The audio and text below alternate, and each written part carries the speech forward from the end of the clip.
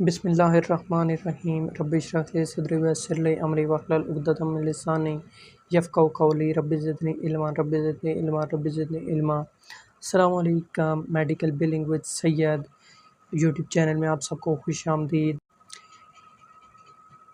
Channel के name से आपको आइडिया हो गया होगा कि चैनल किस हवाले से है। Channel through out the sharing the knowledge of medical billing के हवाले से है कि मेरे पास जितनी भी नॉलेज है, जितना भी मेरा एक्सपीरियंस है मेडिकल बिलिंग के हवाले से, वो आपके साथ वीडियोस के थ्रू इंशाल्लाह शेयर करने की कोशिश करूंगा। और आपके साथ मेडिकल बिलिंग का तमाम तर प्रोसेस इस तरह शेयर किया जाएगा कि आप ये कोर्स, ये वीडियोस, जो तमाम वीडियोस हम बनाएंगे वो आप देखने के बाद इस काबिल बन जाएंगे यकीनी तौर पर कि आप मेडिकल बिलिंग को अच्छे तरीके से जान सकेंगे। अगर आप किसी कंपनी में इंटरव्यू देने के लिए जाते हैं तो आपके पास मेडिकल बिलिंग के हवाले से तमाम तर नॉलेज होगी, जो होना एक मेडिकल बिलर के लिए बहुत ज़्यादा ज़रूरी है। जब आप इंटरव्यू देते हैं तो मेडिकल बिलिंग के हवाले से भी वो आपसे सवाल पूछते हैं कि आपके पास मेडिकल बिलिंग का कोई एक्सपीरियंस। अगर आपके पास एक्सपीरियंस नहीं है तो वो कहते हैं कि आपके पास मेडिकल बिलिंग की कोई नॉलेज है। तो जब आप कहेंगे कि हमारे पास नॉलेज है, वो आपसे यकीनी तौर पर क्वेश्चंस करेंगे मेडिकल बिलिंग के हवाले से। तो जब आप उनके क्वेश्चन का जवाब उनको सही तरीके से देंगे, गो कि आपके पास एक्सपीरियंस नहीं होगा, लेकिन उन पे एक इंप्रेशन जाएगा। First impression is the last impression. So जब उन पे एक इंप्रेशन जाएगा कि आपके पास इतना ज़्यादा नॉलेज है विदाउट एनी एक्सपीरियंस, सो आप लर्न करना चाहते हैं इस फील्ड में, आप इस फील्ड में इंटरेस्ट रखते हैं, तो यकीनी तौर पर वो आपको कंसिडर करेंगे फॉर द वर्क, अपने काम के लिए। और आपको मेडिकल बिलिंग के तौर पर, मेडिकल बिलर के तौर पर अपनी कंपनी का वो एहसास समझेंगे और आपको हायर करेंगे। आपके लिए कोई ज़्यादा मुश्किलात नहीं होंगी मेडिकल बिलिंग को। फिर जब आपके पास बेसिक नॉलेज होता है, फिर आहिस्ता-आहिस्ता जब आप प्रैक्टिकल काम करते हैं तो आपके लिए सारी चीज़ें गेन करना बहुत ईज़ी हो जाएगा। तो हम step by step medical billing, coding, CPT code, everything हम यहाँ पर डिस्कस करेंगे विद स्लाइड्स। एंड देन मैं विल ट्राई माय बेस्ट कि मैं आपके साथ कुछ सॉफ्टवेयर भी शो करवा सकूँ कि किस तरह वो वर्क करते हैं, किस तरह क्लेम सबमिशन होती है और किस तरह मेडिकल बिलिंग का तमाम तर प्रोसेस होता है। तो सो ये हमारी फर्स्ट वीडियो है। तो फर्स्ट वीडियो में आपको हम इंट्रोडक्शन देंगे, मैं आपको इंट्रोडक्शन दूंगा मेडिकल बिलिंग के हवाले से कि मेडिकल बिलिंग होता क्या है। और तो टॉपिक का नाम होगा what is medical billing, an introduction to medical billing and as well as RCM process. So इन चीज़ों के बारे में इस वीडियो में डिस्क्राइब किया जाएगा और ब्रीफली डिस्क्राइब किया जाएगा ताकि ताकि आपके लिए कोई भी मुश्किल ना हो मेडिकल बिलिंग को जानने के लिए। और आपका जो फर्स्ट स्टेप हो मेडिकल बिलिंग के लिए जो आप ले रहे हो, तो वो एक अच्छे अंदाज से स्टार्ट किया जा सके। आप मुझे कोई क्वेश्चन अगर आपने पूछना हुआ तो आप कमेंट्स में भी पूछ सकते हैं। और इसके अलावा मेरा नंबर भी कमेंट में होगा, तो आप उसमें मुझे डायरेक्ट व्हाट्सएप पे भी उस पे आप मुझ तक रसाई हासिल कर सकते हैं और मुझसे क्वेश्चन पूछ सकते हैं जो चीज़ आपको वीडियो में समझ ना आए। तो मैं उस सवाल से या वीडियो बना दूँगा या डायरेक्ट भी आपको बता दूँगा कि ये प्रोसेस किस तरह होता है और इसका क्या सिनेरियो। तो स्टार्ट करते हैं जी, व्हाट इज़ मेडिकल बिलिंग। सबसे पहले एक डेफिनेशन मैं आपके साथ शेयर करता हूँ मेडिकल बिलिंग की।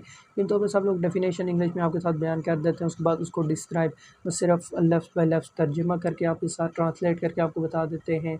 तो इंग्लिश क्योंकि जो कंपनीज होती हैं वो ग्रेजुएशन हायर करती हैं, तो जब ग्रेजुएशन वाला आदमी जाएगा तो इंग्लिश तो उसको पढ़ने आएगी, इंग्लिश वो समझ भी जाएगा। तो मेडिकल बिलिंग तो उसको पता होता है, जब वो डेफिनेशन देखेगा उसको समझ आ जाएगी कि मेडिकल बिलिंग क्या है, लेकिन डिस्क्राइब कोई नहीं करता कि मेडिकल बिलिंग किस तरह से है और क्या होता है। तो मैं आपके साथ मेडिकल बिलिंग की पूरी डेफिनेशन शेयर करूँगा, उसके बाद मैं उसको डिस्क्राइब स्टेप बाय स्टेप करूँगा।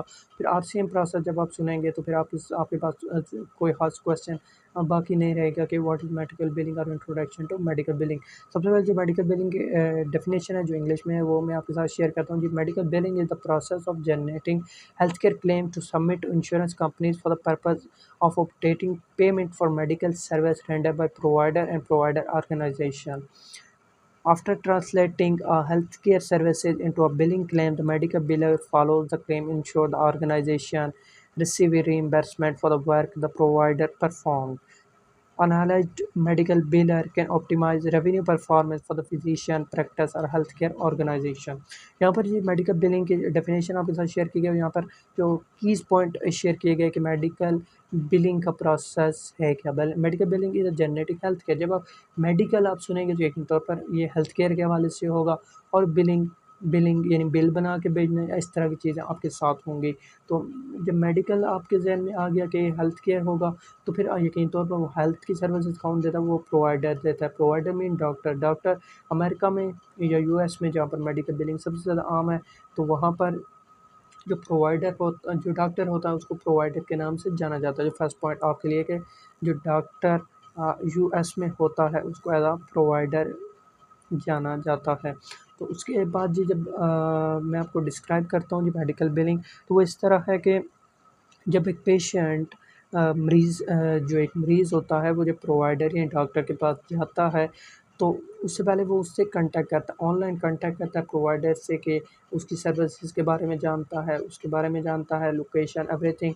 देन कॉन्टैक्ट करता है, फिर वो अपॉइंटमेंट स्केड्यूल करवाता है अपने प्रोवाइडर के ऑफिस वर्कर होते हैं, वो उसके अपॉइंटमेंट स्केड्यूल कर देते हैं। जब उसकी डेट आती है उसकी अपॉइंटमेंट की, तो उसे अपने क्लिनिक, अपने ऑफिस, अपने हॉस्पिटल या फिर जो भी सिनेरियो होगा वहाँ पर बुला लेते हैं। उसके बाद जब एक पेशेंट प्रोवाइडर के पास आया, तो प्रोवाइडर उससे उसकी पहले बीमारी जानता है, उसकी तमाम कैफ़ियत जानता है। उसके बाद प्रोवाइडर अगर पेशेंट को किसी ने रेफ़र किया हुआ है, जो पीसीपी प्राइमरी केयर फ़िज़िशियन है, जिसे पेशेंट को अगर स्पेशलिस्ट के पास रेफ़र किया, तो वो जो प्राइमरी केयर फ़िज़िशियन होगा, वो भी जो स्पेशलिस्ट होगा, उसको तमाम तरह इन्फॉर्मेशन जो पेशेंट की होगी, वो एज़ अ मेल उसे फॉरवर्ड कर देगा, या उसके साथ वो कंसल्ट कर देगा कि इस पेशेंट को ये इश्यूज़ हैं, तो ये इसका इलाज करवाना चाहता है। वो पेशेंट भी अपनी तमाम तर बीमारी डिस्क्राइब कर देगा प्रोवाइडर को। उसके बाद जब एक पेशेंट चला गया, तो उसकी बीमारी डायग्नोस हुई, फिर प्रोवाइडर उसका इलाज करेगा। जब इलाज करता है, तो अमेरिका में इलाज इस तरह से होता है कि वो सीपीटी कोड के तौर पर सीपीटी कोड यूज़ किए जाते हैं। डिफरेंट सीपीटी कोड डिफरेंट जो डायग्नोस होते हैं, जो बीमारी होती है पेशेंट को, डीएक्स कोड एक टर्म यूज़ की जाती है। डीएक्स कोड वो चीज़ होती है जो पेशेंट को जो बीमारी होती है उसको डीएक्स कहते हैं। आपके समझने के लिए ये है कि जो डीएक्स कोड हैं, जो डायग्नोसिस कोड हैं, वो जो पेशेंट को बीमारी होती है वो ज़ाहिर करती है। जो सीपीटी कोड होते हैं, जो प्रोवाइडर उसको इलाज फ्राहम करता है, तो वो होते हैं सीपीटी कोड्स। तो सीपीटी कोड्स ये हो गए। फिर जब प्रोवाइडर सर्विसेज दे देता है, तो जो बिलिंग कंपनी जिस भी बिलिंग कंपनी के साथ वो अटैच होता है, उसे एक क्लेम बनाकर भेज देता है कि मैंने ये इलाज किया, मैंने ये प्रोसेस किया पेशेंट पे, ये सीपीटी कोड हैं, ये डायग्नोसिस कोड हैं, और वो मेडिकल नोट्स जो पूरे बनाता है, जो भी सॉफ्टवेयर वो यूज़ कर रहे हों, मेडिकल बिलर जो मेडिकल कंपनी होती है उसमें जो भी सॉफ्टवेयर उस प्रैक्टिस के लिए यूज़ हो रहे होते हैं, तो वो प्रैक्टिस के लिए उस सॉफ्टवेयर में वो इंटर कर देता है पेशेंट के तमाम तर मेडिकल रिकॉर्ड। जो कोडर होते हैं, जो कोडिंग करते हैं, कोडिंग में जो diagnosis code, CPT code inter करते हैं, वो जो होते हैं, तो वो तमाम चीज़ें वो देखते हैं, वो मेडिकल रिकॉर्ड देखते हैं, पेशेंट का अपॉइंटमेंट वगैरह देख के वो उस हवाले से वहाँ पर वो डायग्नोसिस कोड, वो सीपीटी कोड, वो हर चीज़ वहाँ पर इंटर करते हैं।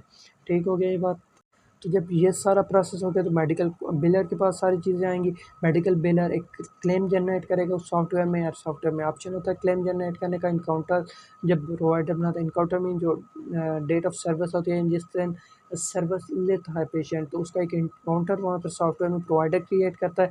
फिर वो इस इनकाउंटर में जाकर जो स्पेसिफिक चीज़ें होती हैं, उनमें जो आती हैं patient information, provider information that के NPI, national provider identity, tax ID, इसके अलावा एसएसएन प्रोवाइडर का, ये सारी चीज़ें वहाँ पर वो इंटर करता है। बिलिंग एड्रेस वो इंटर करता है जिसमें पेमेंट प्रोवाइडर को रिसीव होगी, और कहाँ पर ये सारा प्रोसेस किया गया, ऑफिस किया गया। तो प्लेस ऑफ सर्विस, जो प्लेस ऑफ सर्विस होगी, जहाँ पर सर्विस रेंडर की गई है, जहाँ पर सर्विस दी गई है, उसको प्लेस ऑफ सर्विस कहते हैं। तो प्लेस ऑफ सर्विस वो ज़ाहिर करके एज ऑफिस हुई, तो 11 कोड होता है, हर चीज़ के लिए कोड होता है। सीपीटीज़ के लिए कोड हो गया, डायग्नोसिस के लिए कोड हो गया।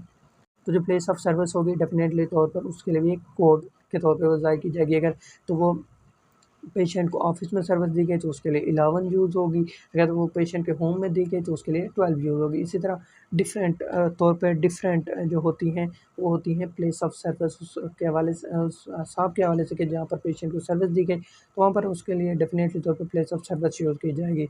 तो ये हो गया सीपीटी कोड, ये हो गया डायग्नोस्टिक कोड, और ये हो गया प्लेस ऑफ सर्विस। ये 3 चीज़ें के लिए जानना बड़ी ज़रूरी है कि 3 चीज़ें होती क्या हैं। डायग्नोस्टिक कोड वो हो गया जो पेशेंट को बीमारी होती है, सीपीटी कोड्स वो हो गए कि जो पेशेंट को इलाज प्रोवाइड फ्रॉम करता है, और जो प्लेस ऑफ सर्विस, यानी प्लेस ऑफ सर्विस हो गई कि जहाँ पर सर्विस दी जाती है। ये 3 सबसे अहम चीज़ें हैं मेडिकल बिलिंग क्लेम सबमिशन में। ये 3 चीज़ें आपके लिए जानना इंतहाई ज़रूरी है, इंतहाई अहम है। तो ये 3 चीज़ें जब आपने जान ली तो आप यकीनी तौर पे क्लेम सबमिट करने के मुकम्मल तौर पर आपको पता होगा कि हमने क्लेम सबमिट किस तरह करना है। क्लेम सबसे पहले सॉफ्टवेयर में आप इंटर करेंगे, सॉफ्टवेयर में इंटर होने के बाद क्लेम जाता है clearing house. What is clearing house? Clearing house एक ऐसी चीज़ होती है, वो एक ब्रिज होता है, वो इंश्योरेंस कंपनीज़, क्योंकि हमने क्लेम तो इंश्योरेंस कंपनीज़ को भेजना होता है, जो मेडिकल बिलर होता है उसने क्लेम इंश्योरेंस कंपनीज़ को भेजना होता है। तो उसके लिए इंश्योरेंस कंपनीज़ ने भी एक दरमियान में एक ब्रिज, ये जो clearing house as a bridge काम करता है।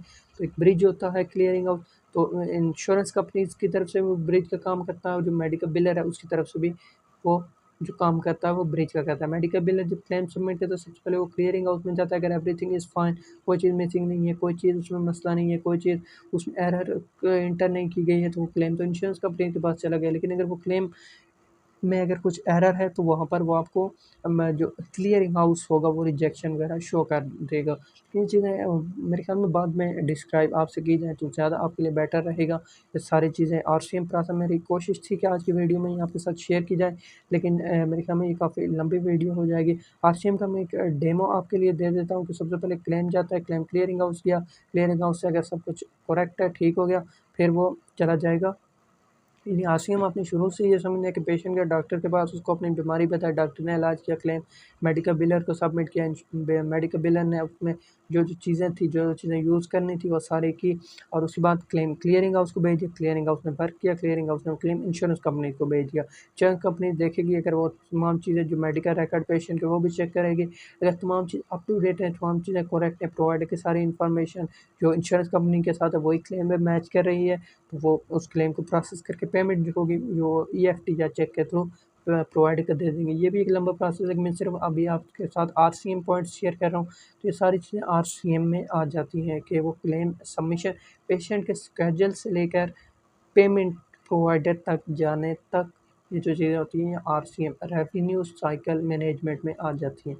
तो ये सबसे अहम चीज़ें जो मेडिकल बिलिंग का जो मेन कंसेप्ट है वो मैं उम्मीद करता हूँ आपके लिए क्लियर हो गया होगा। लेकिन फिर भी आपके लिए कोई भी क्वेश्चन आता है फिर आप वो हमें बता सकते हैं। आगे चल के हम इंशाल्लाह जो मेडिकल बिलिंग में अहम चीज़ें होती हैं जिनमें वेरिफिकेशन ऑफ बेनिफिट आ गए, जिनमें एलिजिबिलिटी आ गई, कौन-कौन सी सीपीटी कोड कौन-कौन सी स्पेशलिटी को ज़ाहिर करते हैं, क्या-क्या किस-किस सर्विस को ज़ाहिर करते हैं, वो सारी चीज़ें आपके साथ शेयर की जाएँगी। फिर क्लेम प्रोसेस होता किस तरह है, फिर आप उस क्लेम पे फ़ॉलो अप कैसे कर सकते हैं, एआर का एक लफ्ज़ दिया जाता है वो कैसे होता है, एआर का प्रोसेस क्या होता है, उसके अलावा मेडिकल कोडर क्या करते हैं, मेडिकल कोडर कोडिंग किस तरह करते हैं, सीपीटी कोड किस तरह यूज़ करते हैं, डीएक्स कोड किस तरह यूज़ करते हैं। इसके अलावा अगर क्लेम प्रोसेस हो गया, पेड हो गया, तो किस तरह चेक और ईएफटी का तो मैंने आपको बता दिया, लेकिन वो प्रोसेस किस तरह होता है वो एक बड़ा लंबा प्रोसेस, वो भी आपके साथ शेयर किया जाएगा।